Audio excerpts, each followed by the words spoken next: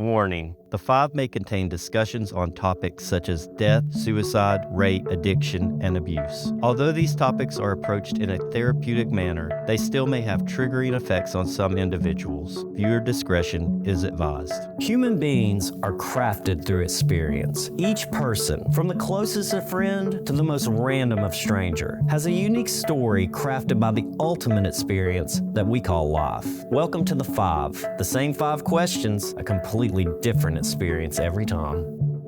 I've followed my next guest for a few years now on Instagram. He is an extremely positive guy, which is what kind of led me to his feed. He's also one of those people who is just living their life to the fullest. And he has a story to tell, and I'm very interested to hear it. So how about you introduce yourself and tell us a little bit about yourself? All right. My name is Kevin Davis, and I am 54 years old. I live in Alabama, and I have been clean from meth addiction for just over 5 years. And about 4 years ago, almost a year into my recovery, I was approached by a photographer who did romance book covers, asked me to do a photo shoot. I almost backed out. I mean, with all the insecurities that you have in drug addiction, especially, I was just known to back out of any situation that got me out of my comfort zone. And I checked out his site. It was like really legit. And I was like, these guys are half my age. They're bodybuilders. I can't do this. I'm not good enough for this. But I decided I wasn't going to be that person anymore. I decided to push myself out of my comfort zone. Best thing I ever did. I've been cover modeling for about 4 years now. I've sold about 137 book covers. I've been that photographer's top-selling model the past 2 years. And so I started developing a large following on Instagram, started using that to promote my story of recovery. And then, I realized, I'm able to reach so many people with this.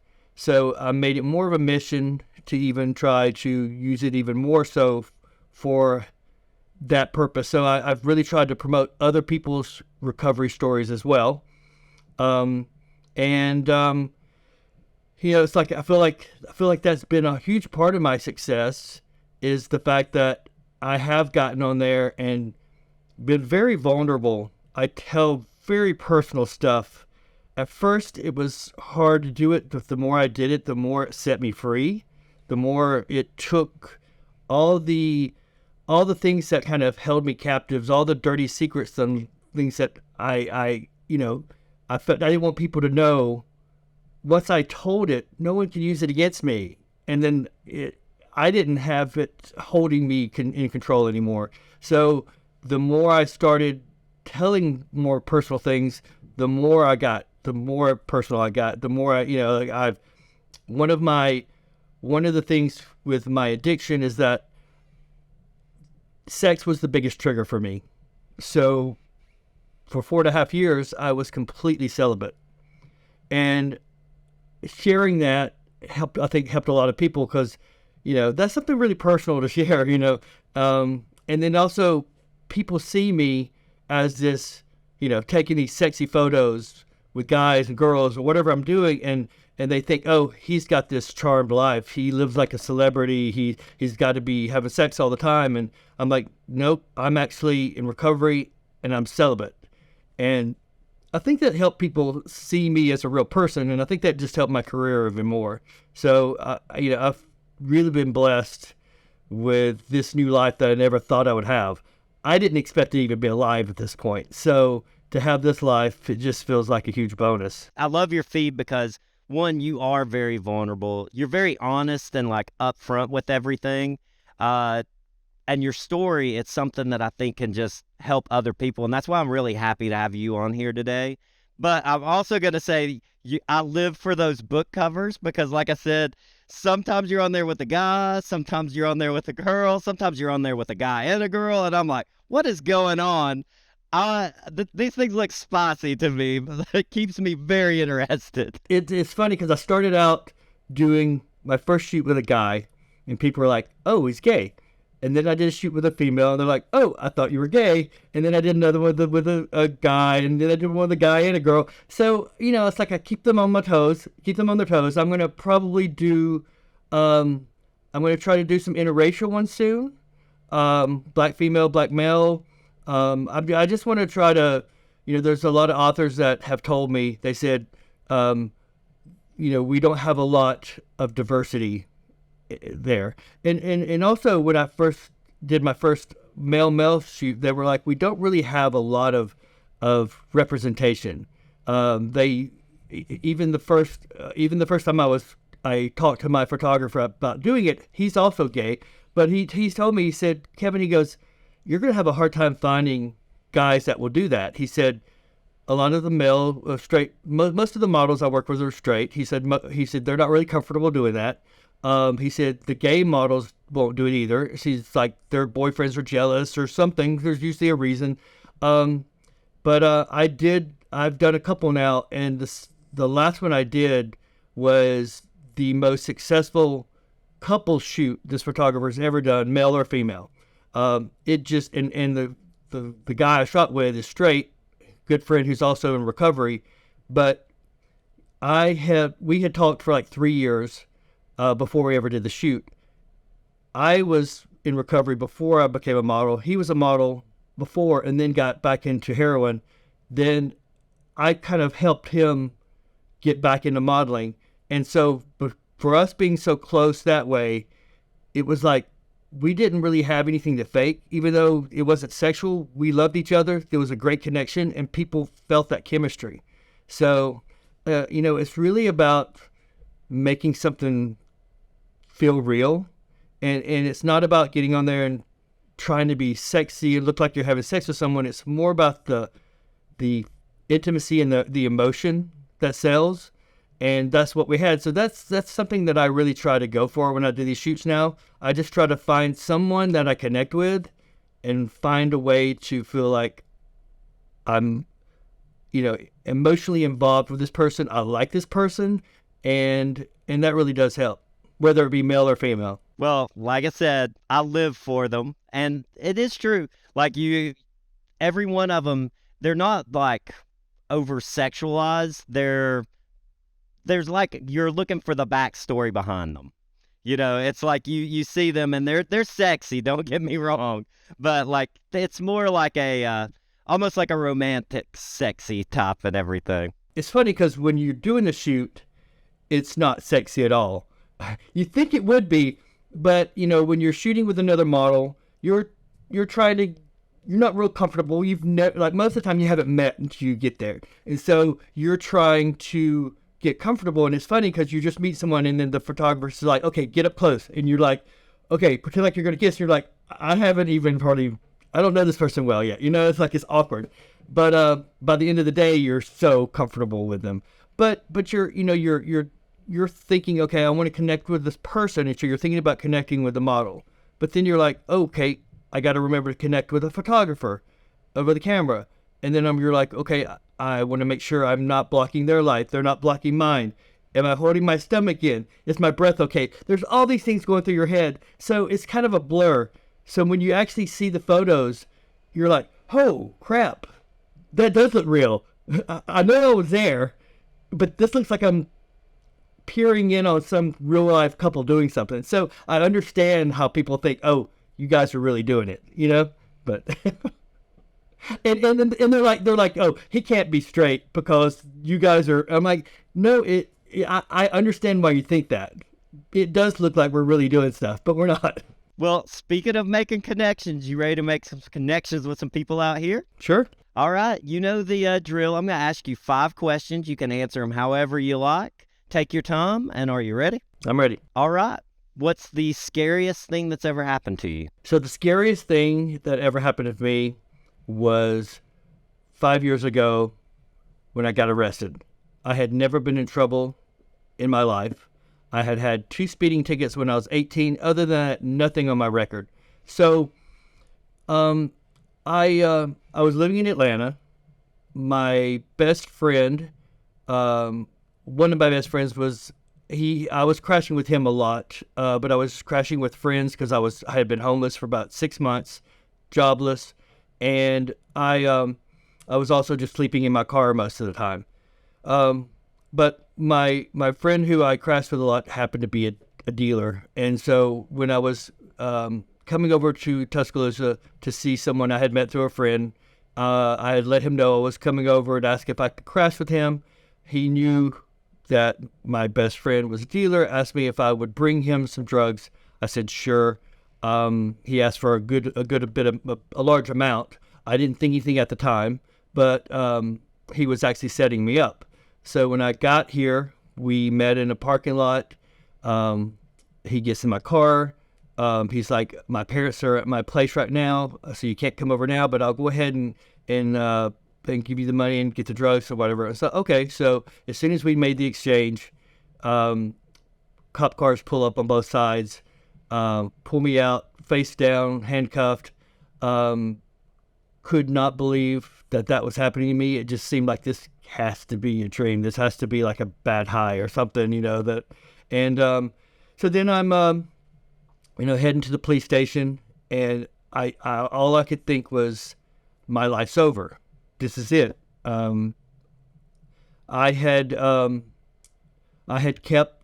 Most people didn't even know I did drugs. I lived in Atlanta. My parents were in Alabama. My family didn't even know I did drugs, and I had been using for like years and years and years. They didn't know I was homeless. None of it. So I just couldn't believe. I didn't know what I was going to do. I just kept thinking, am I going to kill myself? What am I going to do? I couldn't imagine what my life could be at that point. So I ended up staying there for 55 days, only because I was carrying it was a large transaction with large drugs. And so once I told my family and they knew, it was sort of like this thing lifted off of me. I had this secret for so long, and because of that secret, there were times that I had thought in the past about going to rehab or something, but then I thought, no, I can't, because then people will know.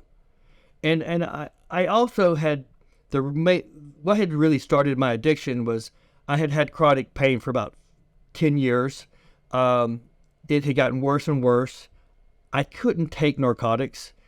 I can take two pain pills and I'm constipated. And so it just was never something that I could take. So I looked for other things. Meth happened to be the drug that I could take. I was not hurting when I was high, so that's what I would take. But so I was for all those, I ended up having 2 neck surgeries.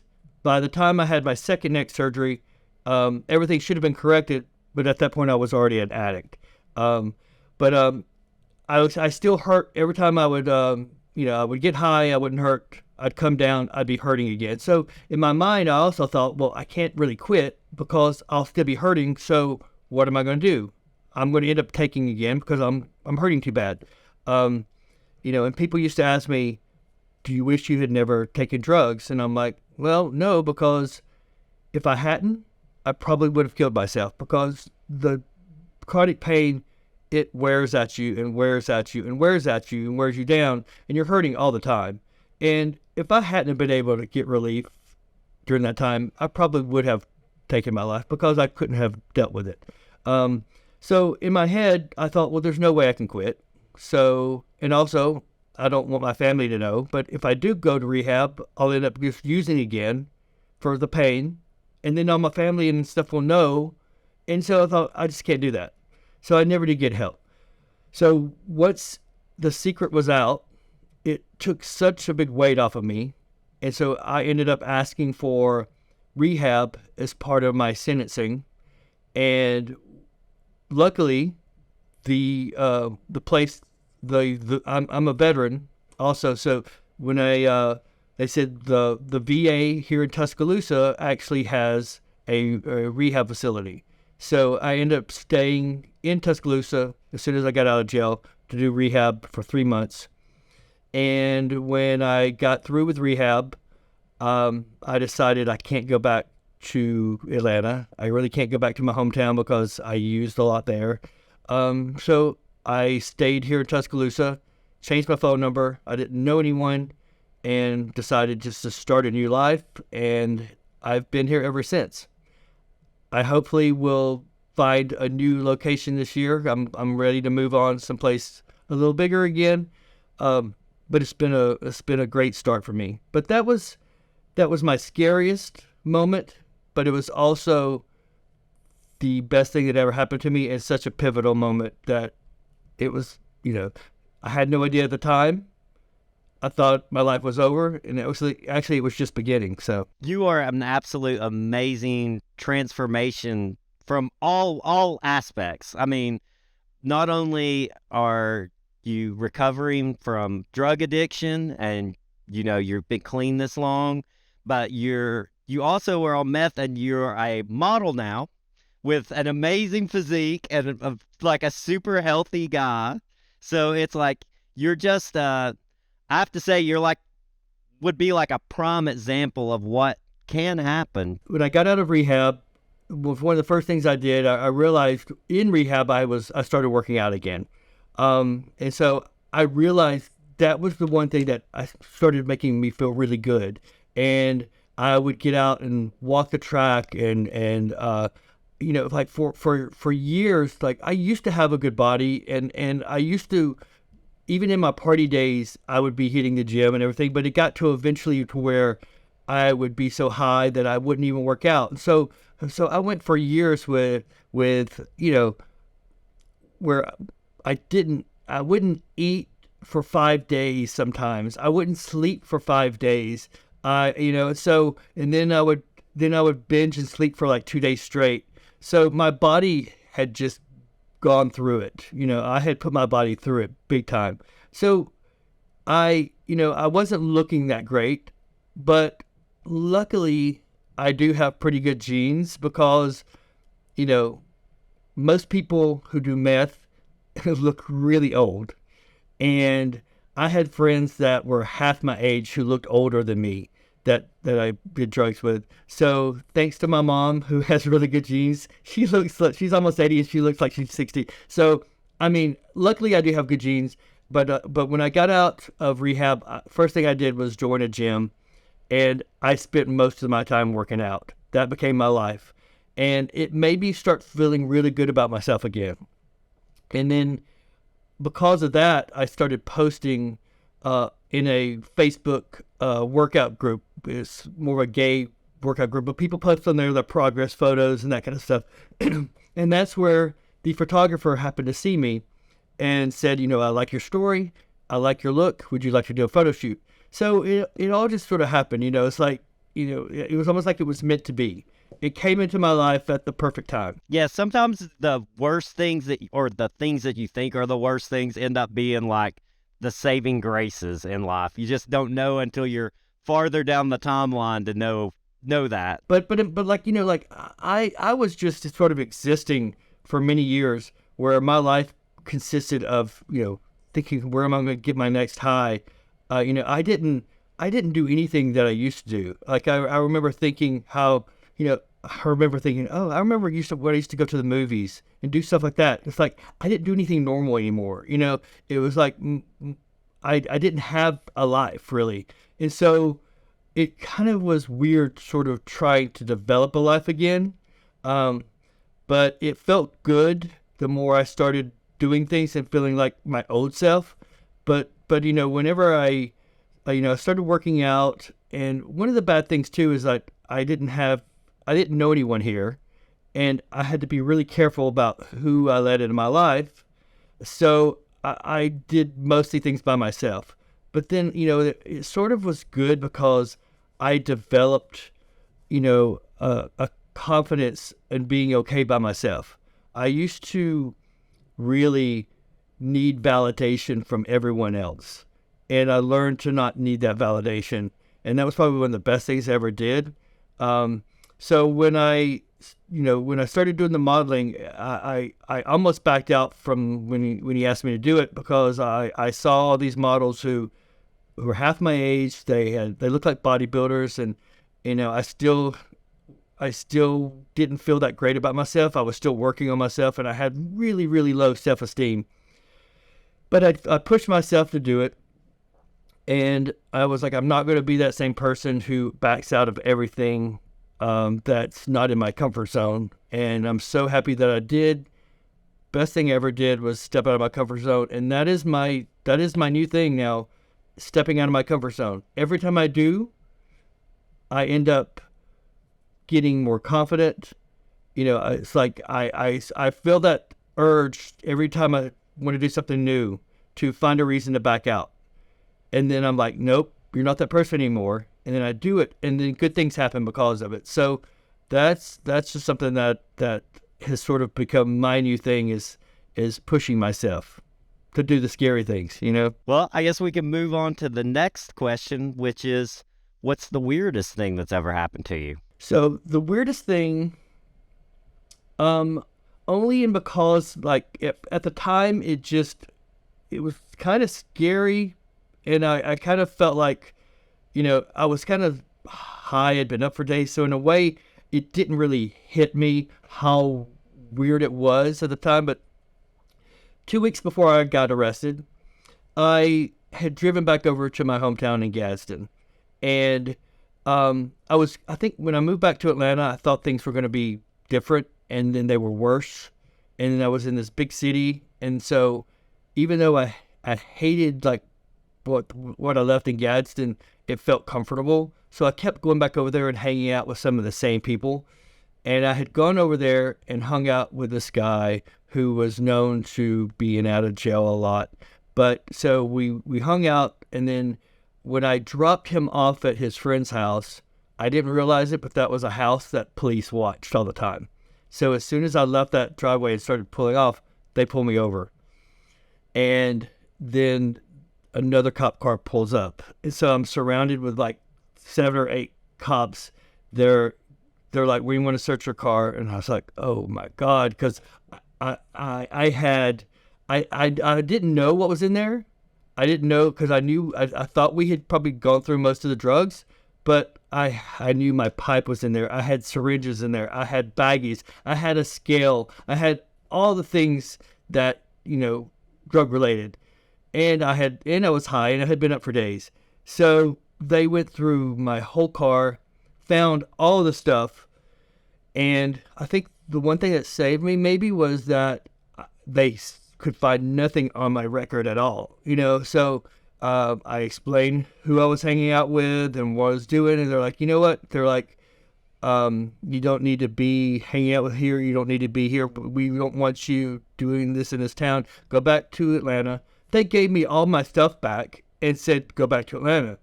So I get in my car, and I was like, did this just happen? There's no way I should be in jail right now.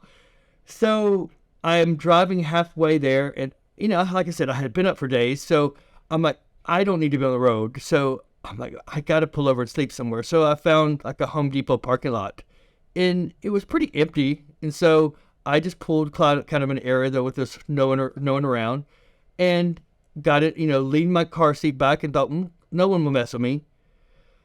Next thing I know, getting tapped on the window, cops.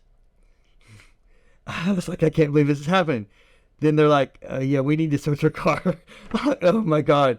So I just explained to them, I said, this just happened to me in Gadsden. I said, you can probably check and see maybe that they pulled me over, and I said, this is what I've got in my car. They gave it back to me. I said, I just didn't have a place to dispose of it yet. And so they let me go again and sent me on my way. And so I'm driving back, and I'm like, I had never ever had anything like that happen. So to happen at 2 different cities, same night, I was just like, I can't believe this is happening to me. So I get back to Atlanta, and I was just freaked out about it, thinking, well, did they bug my car, or were they planning something on me just so that they could catch me doing something else? Maybe I didn't have enough drugs on me. I don't know. But what I realized was that it was not time for me to get arrested yet. I didn't have any drugs on me hardly. They wouldn't have been able to keep me there. I would have made excuses and said, oh, I was hanging out with a friend. It was his stuff. I would have not taken accountability. I would have gotten out and just kept doing what I was doing. I needed to be locked up for 55 days where I could detox, and I needed to be in enough trouble that I needed to go rehab. And so I just realized it was not time. You were just getting pre-gamed for it. It was, but it's like at the time I didn't realize it, but later on I was like, yeah, it wasn't my time to get arrested yet. So I don't know. I'm really not a religious person, but like I do believe that things do happen for a reason. And so something was watching after me. So it was meant to happen when it happened, the way it happened. So, and it's like the way it did happen, there was no way I could say it wasn't me, because it's like they had it all. I mean, they had it all on microphones, on text. They set it up. So there was no way for me to back out or say it wasn't me. So it was the best thing. It happened the best way it could have. It's funny because I'm like, I am glad you got arrested. Yeah. And we know it's a happy actually point in your life, not at the time, but it led to everything that happened. It did. I would probably be dead right now. And so I actually, when I was in rehab, I hit the guy up who set me up, and I just sent him a message, and I said, yeah, it was kind of, I think it's something like, it was kind of shitty what you did, but I said, I just want you to know, you probably saved my life. It was probably the best thing that anyone could ever do to me. And he blocked me because I'm sure he was embarrassed about it, but I was serious, and I just had to let him know. And maybe he sees me now on social media, and he sees all, He's like, I had a part in that. Right. And hopefully he's still around. It's like I've seen so many people that I used to hang with, and there's so many that are not around anymore. And so I realized if I hadn't got arrested, I would either still be caught up in it, but way worse. I would be dead, or I'd be still locked up somewhere. And so none of those are good. And so it was just like, it happened the way it was supposed to. Best thing that ever happened to me, and it completely turned my life around. I never thought I would even be able to have any kind of life after recovery, but to have the life I have is just, it's still kind of mind-blowing to me. I still don't believe it. Sometimes I get a lot of imposter syndrome, and that thing is real. There's so many times where I kind of downplay things a lot because it doesn't seem like I should have these things. It's like you said earlier, my life now is so, I don't know, it's just not what you would think for someone that was an addict. So because of that, I feel like my story needs to be told even more. It's like, I'm such a prime example of, like not most people, not everybody's going to be able to become a cover model after addiction, but if it can happen, anything can happen for you, especially like, after being a meth addict and after 50, I never expected to be modeling anyway. So, it's like now things just keep happening for me. And every time I decide, okay, I want to go after something else, I just go for it now, because once I started stepping out of my comfort zone and these things started happening for me, my confidence got up, and then I thought, well, I never imagined this could happen, so why couldn't I do this next thing? And I go for it, and it happens for me. So, I mean, that is probably my biggest thing that I would probably want people to know is like, just go after things that you want. If you don't do it, it won't happen.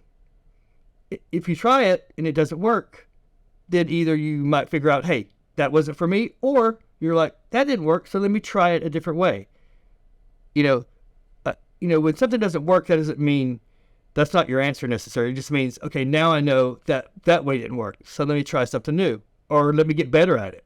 whatever, you know. Well, I guess we can move on to the next, which is, what's the most memorable moment of your life so far? That was kind of a hard one because I've just had so many amazing things happen for me. But I guess because, so the first 2 years of my modeling were sort of during COVID. So I start modeling and then COVID hits. So everything I did was online. You know, my following started to grow. I had people hitting me up. So, you know, I realized how I was getting this following, but it almost doesn't seem real when it's online. You know, so many times when someone hits you up, you're like, yeah, I mean, like, I tried not to believe the hype. You know, it's like you've got all these people saying, oh, you're wonderful, you're this and that. It's like, but then you also have people who are jealous and say nasty things about you. So you're like, well, if I believe one thing, then I have to believe the good things or the bad things. So I try not to like take that. You know, I try not to let the validation from all these people become something I need. So it like I said, it just didn't seem that real because it was online. So third year into it, things start opening up again, and authors start asking me to do book signings. So they fly me to a certain city to where they have like, it's an author event. They have tables set up for people to come in to see the authors, and if the author brings a model, then the model's there to sign the books, take photos with people and stuff like that. So when I started to do those last year, that's when things started seeming real, because these were just people that could easily be some bot saying something to me. Now it was a real person, and they're, you know, wanting to take photos with me and wanting my autograph and this kind of stuff. And I was like, this is really weird. You know, it took me a while to kind of get used to that idea, and it's still a little odd. So the last event I had last year was in Orlando, and so I also had a photo shoot that weekend. So there was the book signing during the day, then they had this big party that night, which most of the time they don't really have that. So we had the party, and then so I couldn't stay too late because I had the photo shoot the next morning. So I went to this party, and it was much more relaxed. The people started having drinks and stuff, so they were kind of shy when they were at the book signing, but then it's like they weren't. All these females were coming up, talking, wanting to take photos with me. This girl wanted to sign her chest with a Sharpie. Just weird, but it's like, is this my life? You know, it's like, you know, and so it hit me. So I was like, I realized I had to go back to the room, to get some sleep for my photo shoot. So as I was leaving, it's like I had just had this huge high from all this happening for me, and it kind of, I usually don't allow myself to feel all this because I usually downplay a lot of it. It's almost like it doesn't seem real. If it's not real, then it can't be taken away from me. So I usually end up just focusing on, oh, I just need to sell more covers, or I just need to do another photo shoot, and I'm focused on that instead of the big picture. And so I'm in the elevator and just start crying. I was like, wow, like 4 years ago, I was sleeping in my car, didn't think I'd be alive much longer, and now this is my life, and it just seemed really blessed. So that was probably like most memorable because I allowed myself to feel it, to feel all that, and it was kind of overwhelming. But it's like that's when it sort of hit me, like, wow, I do have an amazing life, and I am blessed to have this life that I have. That made me tear up just hearing you say it. I get emotional when I talk about it. And while you were talking about it, I actually thought of something that it's just a really neat thing that I'd never really thought about. But you're on the cover of like hundreds of books now. And of course, that's what the first thing a person sees. So in their mind, you are this character in this book. So like you are, as they're reading this book, they are picturing you as this character, and I never really thought about that. But, I was sitting there thinking, like, of course, when you look at the cover of Harry Potter, you picture that picture as how he looks. And you are what everybody pictures in all of these books. And I usually try not to think about that too much because that is a little odd, because I realize like these people that are reading that, whatever this character's doing, it's me doing it. And people ask me all the time, they're like, do you read your books you're on? And I did try to read the very first one that I got, and I do imagine the person on the cover as the person I'm reading about.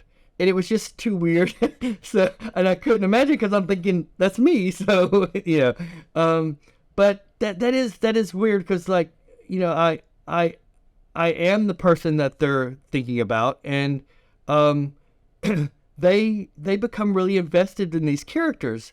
So then a lot of them sort of think of me as these people, which is why I said it's kind of weird, because in my recovery, because sex was such a trigger for me, I had to remain celibate for the first 4.5 years, and I'm still working on that part. But they're thinking of me as this person who's doing all this stuff sexually and living these crazy lives. And of all the times in my life where people think I'm living this kind of life, I'm sitting at home watching Netflix by myself. No Netflix and chill, just Netflix. So, but it's like, like I have the most average life where I'm, I'll go to work, go to the gym, watch Netflix, and I don't really do a whole lot with people, because I have a really small circle of people, and a lot of them don't live in this town.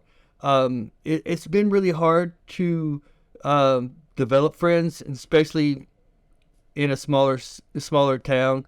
For the longest time, I didn't allow many people into my life because of my recovery, and then afterward, now when I meet people, they sort of know me as this person that's online and book covers. And so I feel like I've had some people tell me, they're like, well, I just never reached out to you because you're intimidating. So, it's kind of frustrating, because it is harder to meet people. And also, I didn't really make friends here at first, because everybody that wanted to hang with me, it was a sexual thing. And I was like, I'm celibate.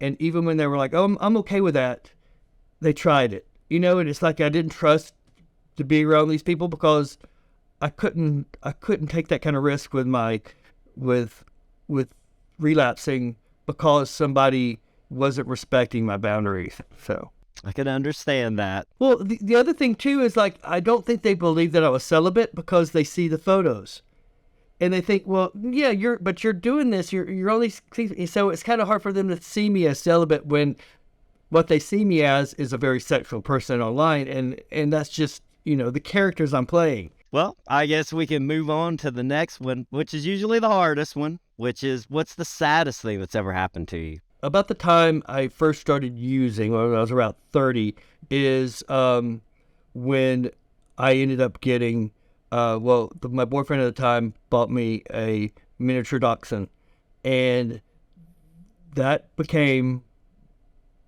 my baby. He was like inseparable from me. So for 15 years, he was the only constant in my life. If I had friends and boyfriends in and out of the picture, but he was always there. And so when at that point, he was about 15, and he's probably the one thing that also kind of kept me from completely going out of control, because I knew I had to take care of him. So he kind of kept me a little bit more responsible. I think I couldn't just take off for days and stuff because I had him. So I had to take care of him. So he kind of kept me grounded, but he was also that one constant I had through all this darkness. And when he died, it really was just devastating for me, because he had become so close to me. And then when I didn't have him anymore, I kind of lost any of that purpose I had. And as I didn't feel like I had anyone to take care of. So I really sort of allowed myself to kind of get darker and darker at that point. But that was just probably one of the lowest times for me because I was already in a dark place, and it just took me much further. So I would say that was probably the saddest time for me because he had just been with me for so long, and I had become, I didn't realize how much a part of my life he was until he wasn't there anymore. My family always had Dachshunds when I was younger and everything, and they are like fiercely loyal. And there's just something about a dog that they have that unconditional love. Yes, yes. And I needed that so bad. And they're very in tune with their owners. And like he knew if I was upset or anything, it's like he was just always very comforting. And so before he died though, like he had gotten to where he couldn't hear good, he couldn't hold his bladder, those things. And so I was really worried about him. And so, there was part of me that I didn't want him to suffer. But, I would come home, and when he didn't greet me at the door, I automatically thought, oh, God, he's dead. But he just couldn't hear me. He was still asleep. So it was kind of at that point where I didn't want him to continue to suffer or anything like that.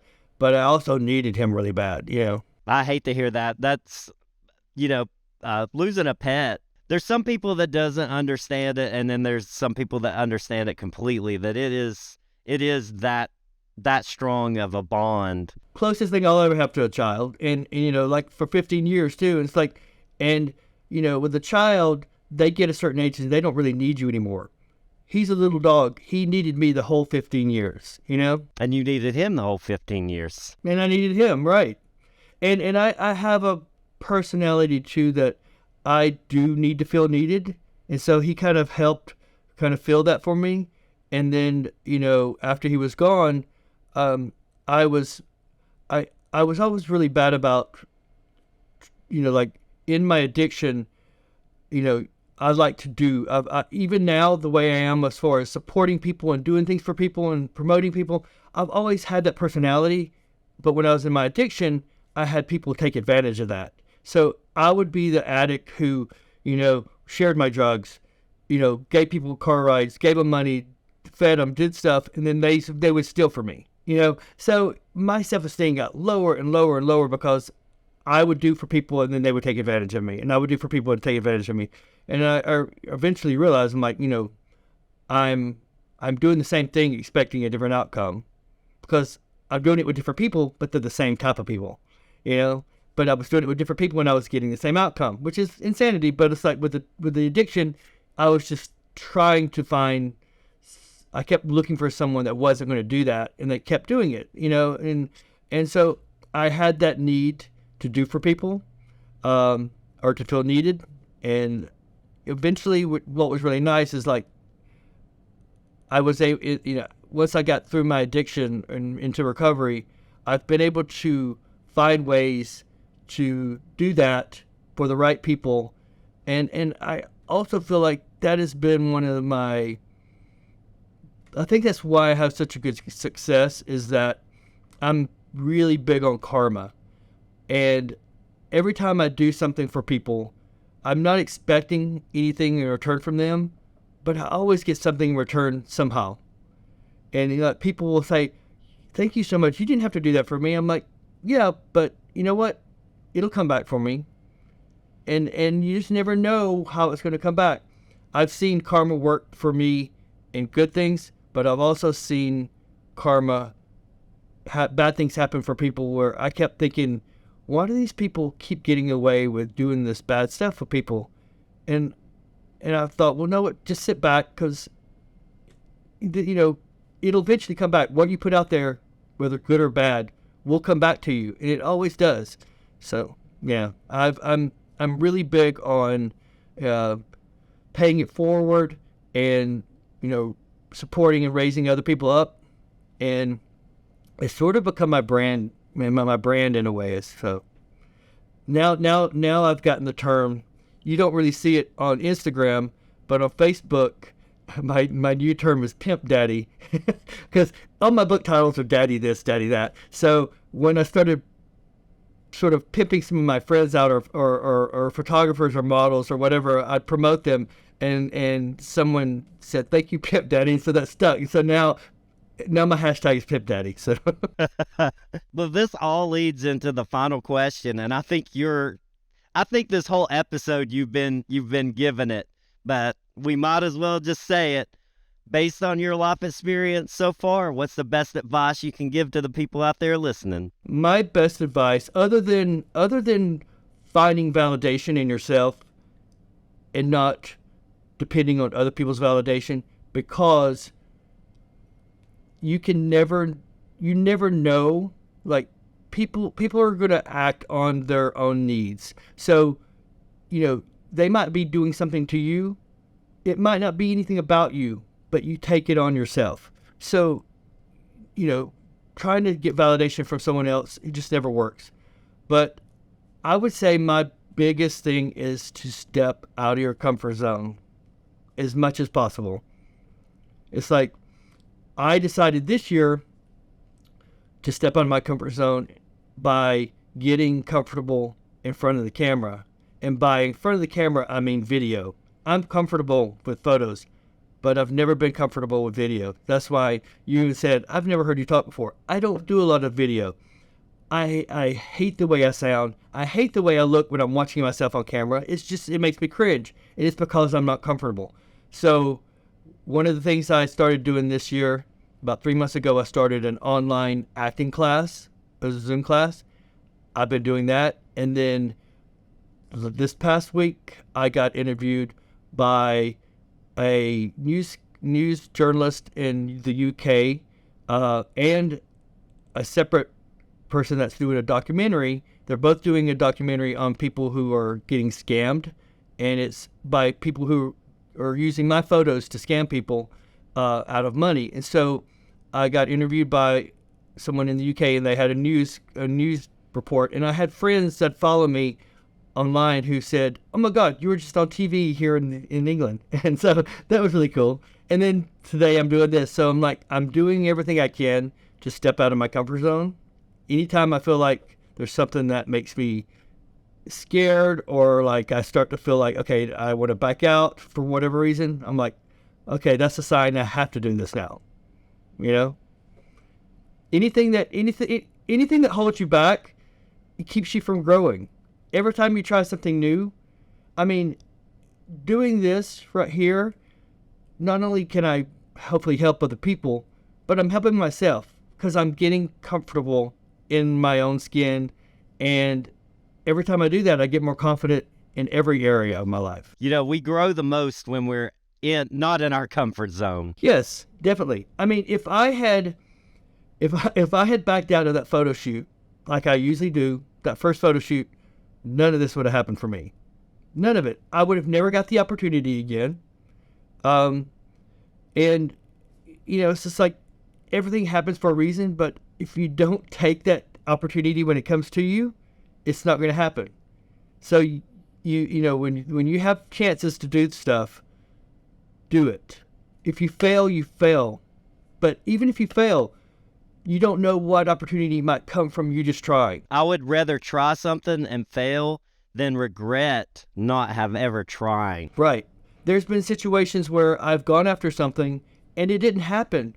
But because I did it, I met somebody who then some other door opened up for me. So you just never know. And I also say, never let fear stop you from doing something that you want to do. Fear is a good thing. It kind of makes you, but a lot of times the fear is irrational. We fear failure more than we fear actual things happening to us. And failure, failure's not as bad as our minds make it out to sometimes. Failure can actually lead to positive things. Well, see, I used to worry so much about what people thought that I was too afraid to be my real self. And when I started being honest and vulnerable, and I got a good response from it. And then I'm like, why have I been trying to pretend I'm not real all my life? When someone's real, you feel more comfortable with them. Then you feel like I can be myself with them. and you want to be around that person. If someone's fake and they're not being real, or if they're not comfortable, then you're not comfortable. And I just didn't realize that. It's like I just thought people aren't going to like me if I show my flaws, if I show the real me.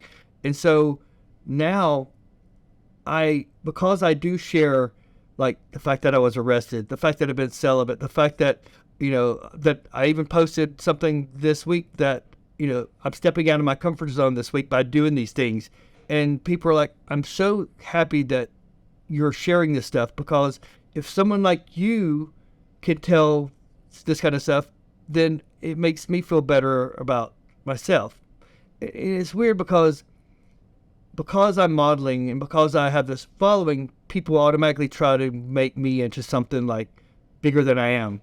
And I feel like that's why I need to constantly share that I'm a real person, and I have these doubts, and I have these fears, and I have these insecurities, and, my life's not perfect because it looks like it is sometimes. Most people try to portray something that they're not on social media, and I feel like that's another reason why I've had the success that I have, is because I don't do that. People can sense fake. They can smell fake a lot of times. Right. That's actually one of the things that I have very much admired about you is, your feed. It's very real. You're very honest.